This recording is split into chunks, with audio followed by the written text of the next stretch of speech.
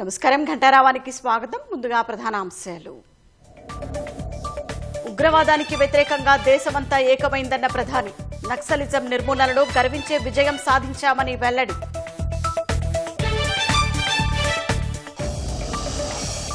సంగారెడ్డి మహిళల గురించి మన్ కీ బాత్లో ప్రస్తావన. వ్యవసాయంలో డ్రోన్ల వినియోగాన్ని ప్రశంసించిన మోదీ.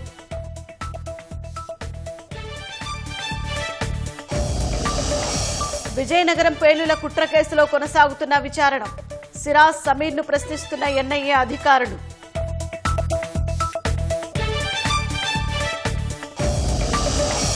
యాదగిరిగుట్ట దేవస్థానానికి పోటెత్తిన భక్తజనం. స్వామివారి దర్శనానికి 2 గంటలు సమయం.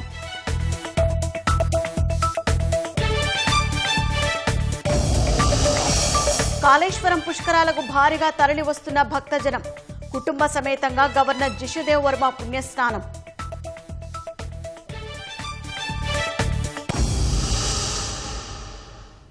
ఉగ్రవాదానికి వ్యతిరేకంగా దేశమంతా ఏకమైందని ప్రధాని నరేంద్ర మోదీ అన్నారు.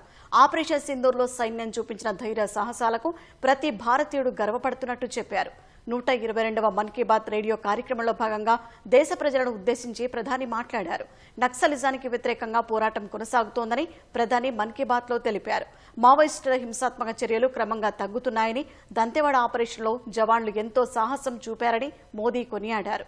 ఆపరేషన్ సింధూర్తో దేశ ప్రజలందరూ భావోద్వేగానికి గురయ్యారని, సరిహద్దుల్లో అత్యంత ఖచ్చితత్వంతో పాక్పై భారత సైన్యం చేసిన దాడులు అద్భుతమని కొనియాడారు. हमारे जवानों ने आतंकी अड्डों को तबाह किया। यह उनका अदम्य साहस था और उसमें शामिल थी भारत में बने हथियारों, उपकरणों और टेक्नोलॉजी की ताकत। उसमें आत्मनिर्भर भारत का संकल्प भी था। हमारे इंजीनियर्स, हमारे तकनीशियन, हर किसी का पसीना इस विजय में शामिल है। इस अभियान के बाद पूरे देश में वोकल फॉर लोकल को लेकर एक नई ऊर्जा दिख रही है। कई बातें मन को छू जाती है। एक माँ बाप ने कहा, अब हम अपने बच्चों के लिए सिर्फ भारत में बने खिलौने ही लेंगे। देशभक्ति की शुरुआत बचपन से होगी। कुछ परिवारों ने शपथ ली है, हम अपनी अगली छुट्टियां देश के किसी खूबसूरत जगह में ही बिताएंगे। कई युवाओं ने वेड इन इंडिया का संकल्प लिया है, वो देश में ही शादी करेंगे। किसी ने ये भी कहा है, अब जो भी गिफ्ट देंगे वह किसी भारतीय शिल्पकार के हाथों से बना होगा। కేంద్రంలో ఎన్డీఏ సర్కార్ వరుసగా మూడోసారి అధికారంలోకి వచ్చి ఏడాది కావస్తున్న వేళ ప్రధాని నరేంద్ర మోదీ అధ్యక్షతన ఢిల్లీలో భాగస్వామ్య పక్షాలు సమావేశమయ్యాయి. ఈ భేటీలో ఎన్డీఏ పక్షాల ముఖ్య నేతలు, ముఖ్యమంత్రులు, ఉప ముఖ్యమంత్రులు పాల్గొన్నారు. ప్రధాని మోదీతో పాటు కేంద్ర మంత్రులు రాజ్నాథ్ సింగ్, అమిత్ షా, బీజేపీ అధ్యక్షుడు జేపీ నడ్డా హాజరయ్యారు. ఎన్డీఏ పాలిత రాష్ట్రాల నుంచి దాదాపు 20 మంది సీఎంలు, పవన్ కళ్యాణ్ సహా 18 మంది ఉప ముఖ్యమంత్రులు హాజరయ్యారు. ఆపరేషన్ సింధూర్, కులగణన, మోదీ ప్రభుత్వం 3వ పదవీకాలంలో మొదటి వార్షికోత్సవం వంటి అంశాలపై సమావేశంలో చర్చించనున్నట్టు తెలుస్తోంది. ఆపరేషన్ సింధూర్ విజయం కోసం సాయుధ బలగాలను మోదీని అభినందించే తీర్మానాన్ని, తదుపరి జనగణనలో కులగణన నిర్వహించాలని కేంద్ర ప్రభుత్వ నిర్ణయాన్ని ప్రశంసించే మరో తీర్మానాన్ని ఆమోదించనున్నట్లు బీజేపీ నేత వినయ్ సహస్రబుద్ధే ఒక ప్రకటనలో తెలిపారు.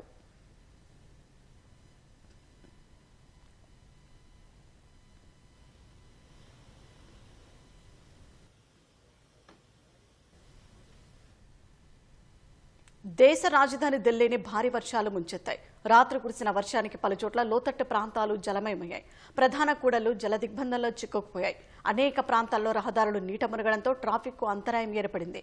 దౌలా కువాన్, సుబ్రోతో పార్క్, నానక్పురాలో వాహనదారులు ఇబ్బందులు పడ్డారు. ఢిల్లీ కంటోన్మెంట్లోని లోతట్టు ప్రాంతాల్లో భారీగా వర్షం పడటంతో ఓ బస్సు, కారు వరద నీటిలో చిక్కుకుపోయాయి. ఈదురుగాలులతో కూడిన వర్షానికి అక్బర్ రోడ్డు సమీపంలో చెట్లు నేలకొరిగాయి. ఈ కారణంగా విద్యుత్ సరఫరాకు ఆటంకం ఏర్పడింది. ప్రతికూల వాతావరణం వల్ల ఢిల్లీకి పలు విమానాల రాకపోకలకు ఆలస్యమవుతోంది.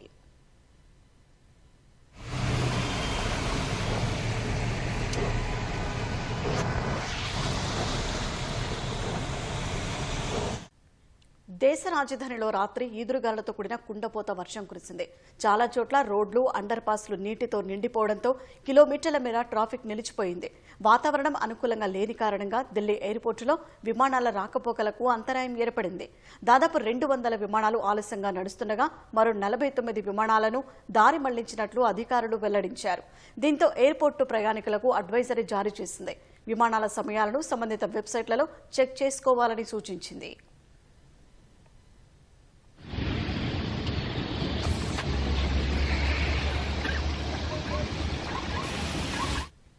అటు ఎయిర్ ఇండియా, ఇండిగో కూడా ప్రయాణికులకు అలర్టులు పంపించాయి. తాజా అప్డేట్లను ఎప్పటికప్పుడు చెక్ చేసుకోవాలని సూచించాయి. శనివారం అర్ధరాత్రి కురిసిన వర్షానికి ఢిల్లీ నగరాన్ని విమానాశ్రయానికి అనుసంధానించే ప్రధాన అండర్పాస్ జలమయమవడంతో డజన్ల కొద్దీ కార్లు, బస్సులు నీట మునిగాయి. రానున్న కొన్ని గంటల్లో ఉరుములు, మెరుపులతో కూడిన అతి భారీ వర్షం కురిసే అవకాశం ఉందని వాతావరణ శాఖ అంచనా వేసింది. గంటకు 70 నుంచి 80 కిలోమీటర్ల వేగంతో బలమైన ఈదురుగాలులు వీస్తాయని తెలిపింది. లైబీరియాకు చెందిన భారీ నౌక కేరళ సముద్ర తీరానికి 38 నాటికల్ మైళ్ల దూరంలో ప్రమాదంలో చిక్కుకుంది. 26 డిగ్రీల మేర వైపునకు ఒరిగిపోయింది. నౌకలోని చమురు కంటైనర్లలో కొన్ని సముద్రంలో పడిపోయాయి. కంటైనర్లను అందులోంచి బయటకు వచ్చిన ఇంధనం తీరం వైపునకు వస్తే తాకొద్దని ప్రజలకు కేరళ విపత్తు నిర్వహణ సంస్థ హెచ్చరించింది. విజింజం పోర్టు నుంచే శుక్రవారం బయలుదేరిన 184 మీటర్ల పొడవున్న ఎంఎస్సీ ఎల్సా 3 నౌక శనివారం మధ్యాహ్నానికి కొచ్చిన్ చేరుకోవాల్సి ఉండగా ప్రమాదంలో చిక్కుకుంది. ఈ సమాచారం అందుకున్న తీర రక్షక దళం సహాయక చర్యలు చేపట్టింది. హెలికాప్టర్లను కూడా రంగంలోకి దించింది. నౌకలో 24 మంది సిబ్బంది ఉండగా 21 మందిని తొలుత రక్షించింది. మిగతా 3 తాజాగా భారత నేవీ కాపాడింది.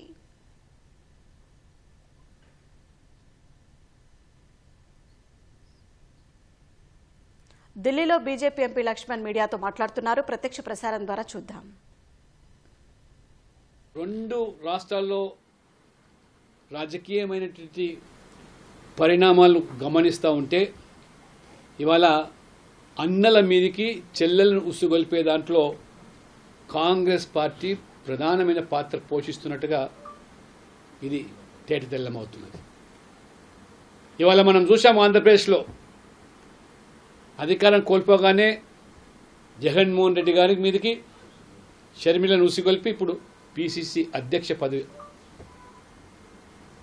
అప్పచెప్పితే ఇప్పుడు కవితను పావుగా వాడుకుంటున్నటువంటి వాదన కాంగ్రెస్ పార్టీ ఇది బలపడుతుంది. ఎందుకంటే తెలంగాణలో కాంగ్రెస్ పార్టీ తీవ్ర వ్యతిరేకత,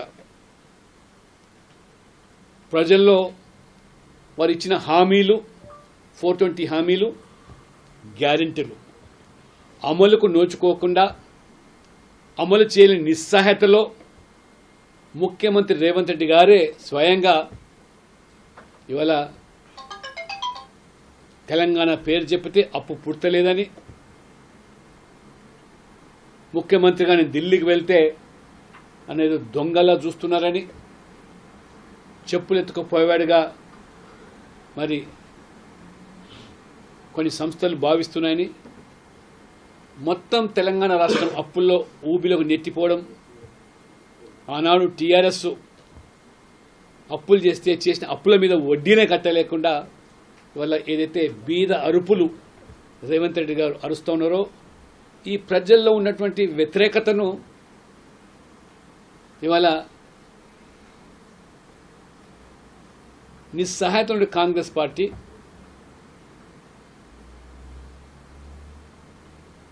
ఆ రకంగా ప్రజల దృష్టి మళ్లించేదానికి ఒకవైపు టీఆర్ఎస్ పుట్టి పూర్తిగా మునిగిపోతూ ఉన్నది, మరోవైపు రాష్ట్రంలో దేశంలో బీజేపీ వెలిగిపోతూ ఉన్నది. మోదీ నాయకత్వంలో అభివృద్ధి, పేదల సంక్షేమంలో, అవినీతి అరికట్టడంలో, మరోవైపు తీవ్రవాదాన్ని, మతోన్మాదాన్ని, ఉగ్రవాదాన్ని ఉక్కు పాదంతో అణచివేయడంతో బీజేపీ ఎన్డీఏ పాలిత రాష్ట్రాలు అభివృద్ధికి ఇవాళ వంత పాడుతుంటే తెలంగాణలో కూడా ప్రత్యామ్నాయంగా ఇవాళ బీజేపీ బలపడము, బీజేపీ భవిష్యత్తులో అధికారులకు వచ్చే విషయాన్ని గమనించి ఈ రకంగా పావులు కదుపుతున్నట్టుగా ప్రజలు భావిస్తూ ఉన్నారు. కవిత గారు వీళ్ళు రేఖ రాసింది వాస్తవమే. అంటే వారు లేవనెట్టే అంశాలు అంటే కేసీఆర్ గారు కలలేని పరిస్థితి, వారి కోటరి, వారు దేవుడే కానీ వారి చుట్టూ దెయ్యాలు చేరారని వారి వ్యాఖ్యలు చూస్తూ ఉంటే కేసీఆర్ నాయకత్వాన్ని ఒప్పుకుంటాను, కేసీఆర్ నాయకత్వం కింద పనిచేస్తాం అంటూనే పరోక్షంగా ఇవాళ కేసీఆర్ ప్రతిపాదిస్తున్నట్టు కేటీఆర్ను సవాల్ చేస్తున్నట్టుగానే ఇవాళ కవిత గారి లేఖాస్త్రం ఇవాళ స్పష్టమవుతున్నది. ఇటీవల వరంగల్ సభ ద్వారా కేసీఆర్ గారు ఏదైతే కేటీఆర్ గారు పార్టీ పరంగా వారి నాయకత్వాన్ని ఏ రకంగా ప్రోత్సహిస్తా ఉన్నారో స్పష్టమైపోయింది. అందుకనే ఇవాళ కవిత గారు మరి కేటీఆర్ గారి నాయకత్వంలో పనిచేస్తాను అంటేనే అంటే కేటీఆర్ నాయకత్వాన్ని నేను అంగీకరించని చెప్పకనే చెప్తా ఉన్నాను. మరి కేసీఆర్ దేవుడు అయినప్పుడు ఆ దయ్యాలు ఎవరో కవిత గారు చెప్పాల్సిన అవసరం ఉంది. కానీ ఈ సందర్భంగా ఎనలేని ప్రేమ కవిత గారు కాంగ్రెస్ పట్ల వ్యక్తీకరించడం, కాంగ్రెస్ను దూషించారు కేసీఆర్ గారు, కాంగ్రెస్ను వ్యతిరేకించారు, కానీ బీజేపీని మాత్రం తక్కువగా విమర్శించాడు అనేటువంటి ఆ రకంగా వారి యొక్క ఆవేదన ద్వారా ఇది స్పష్టమవుతుంది. తీరా చూస్తే ఇవాళ అర్థమవుతుంది అంటే అన్న ఆధిపత్యాన్ని సవాల్ చేయడమే మరి ఈ లేఖాస్త్రం అని చెప్పి మేము భావిస్తున్నాం. ఇద్దరి మధ్యలో కొనసాగినటువంటి లేఖ కవిత గారు కేసీఆర్ మధ్యలో, మరి ఇద్దట్లో ఎవరు లేఖను బహిర్గతం చేశారు? మూడో వ్యక్తి ప్రమేయం లేనటువంటి అంశాన్ని మరి ఆ రకంగా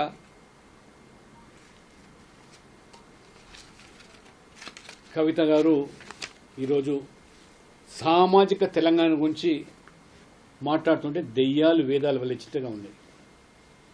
వాళ్ళ పార్టీ అన్నగారితో సమంగా తనకు కంటబెట్టాలి అని చెప్పి వివరిస్తున్న తీరు చూస్తూ ఉంటే ఏ సామాజిక తెలంగాణ పట్ల మీకు మమకారం? 10 సంవత్సరాల అధికారులు ఉన్నప్పుడు మీరు ఏనాడు కూడా కవిత గారు సామాజిక న్యాయం గురించి కానీ మహాత్మా పూలే గురించి కానీ లేదా కుల గణన గురించి కానీ మాట్లాడిన మీరు ఇవాళ ఎనలేని ప్రేమ ఈ వర్గాల మీద వ్యక్తపరుస్తుంటే కేవలం మీ రాజకీయ అవసరాల కోసం బీసీలను, ఎస్సీలను, ఎస్టీలను, మహిళలను వాడుకుంటామంటే తెలంగాణ ప్రజలు అమాయకులు కాదు.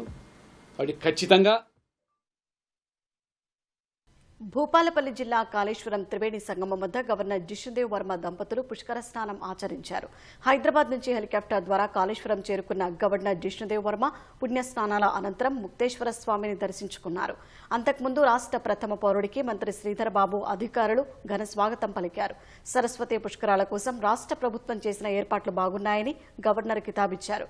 ప్రముఖ నటుడు తనికెళ్ల భరణి పుష్కర స్నానం ఆచరించారు.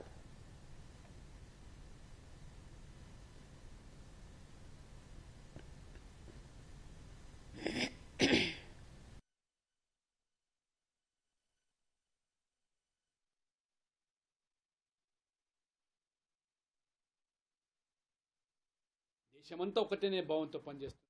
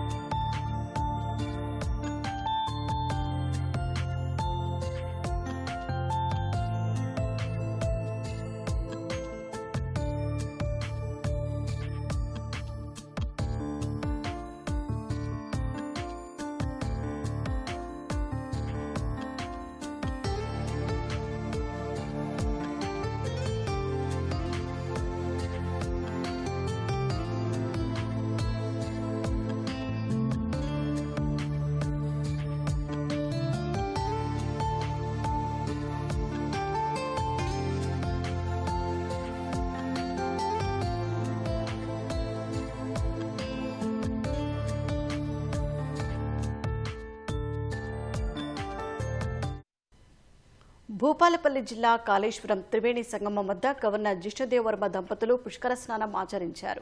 హైదరాబాద్ నుంచి హెలికాప్టర్ ద్వారా కాళేశ్వరం చేరుకున్న గవర్నర్ జిష్ణుదేవ్ వర్మ పుణ్యస్నానాల అనంతరం ముక్తేశ్వర స్వామిని దర్శించుకున్నారు.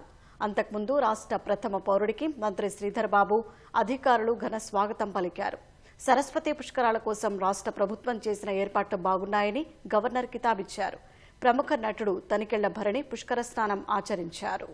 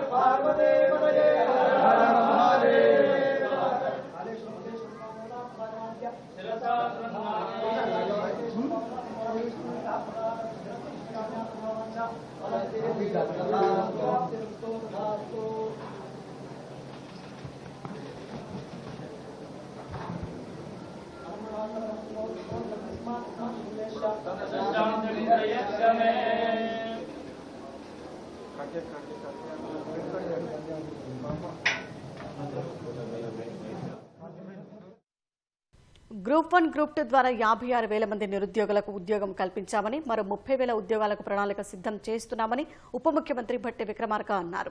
నిరుద్యోగ యువతకు ఉపాధి కల్పించాలనేది రాష్ట్ర ప్రభుత్వ లక్ష్యమని ఉద్ఘాటించారు. ఖమ్మం జిల్లా వైరాలో ఏర్పాటు చేసిన మెగా జాబ్ మేళాలో ఆయన పాల్గొన్నారు. రాజకీయాలకు అతీతంగా మెగా జాబ్ మేళా నిర్వహిస్తున్నామని, యువత వచ్చిన ప్రతి అవకాశాన్ని సద్వినియోగం చేసుకోవాలన్నారు. చిన్నదో పెద్దదో అని కాకుండా వచ్చిన ప్రతి అవకాశాన్ని అందిపుచ్చుకోవాలి. అది చేస్తూ ఇంకా పెద్దదాని కోసం, పెద్ద ఉద్యోగం కోసం మీ ప్రయత్నాలు చేసుకుంటూ ముందుకు పోవచ్చు. ఈ రాష్ట్ర ఆవిర్భావమే ఉద్యోగాల కోసం. 10 సంవత్సరాలు గ్రూప్ 1 పరీక్షని నిర్వహించుకోలేదు.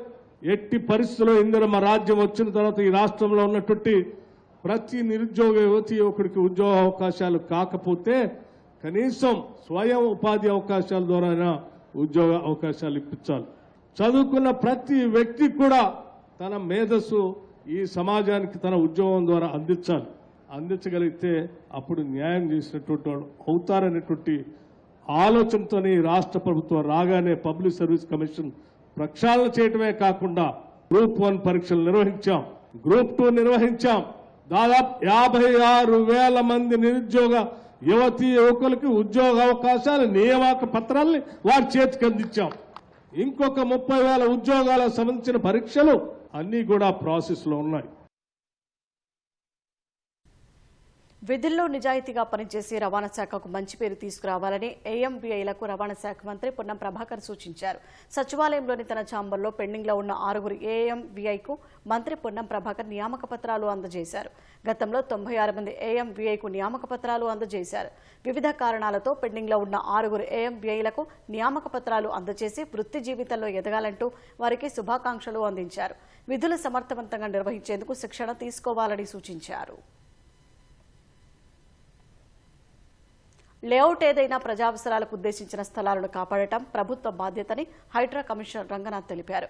బుద్ధభవన్లోని హైడ్రా కార్యాలయంలో నిర్వహించిన లేఅవుట్ సదస్సులో పలు విభాగాల నిపుణులు హాజరై అభిప్రాయాలు వ్యక్తం చేశారు. 10% ప్లాట్లు రిజిస్ట్రేషన్ అయితే ఆ లేఅవుట్లను గుర్తించాల్సిన అవసరం ఉందన్నారు. అందులో మార్పులు చేయాల్సి ఉంటే పంచాయతీ, మున్సిపాలిటీ, డీటీసీపీ, హెచ్ఎండీఏల ఏ స్థాయిలో లేఅవుట్ అనుమతులు పొందినా అందులోని పార్కులు, రహదారులు, ప్రజా అవసరాలకు ఉద్దేశించిన స్థలాలపై ప్రభుత్వానికి హక్కు ఉంటుందన్నారు.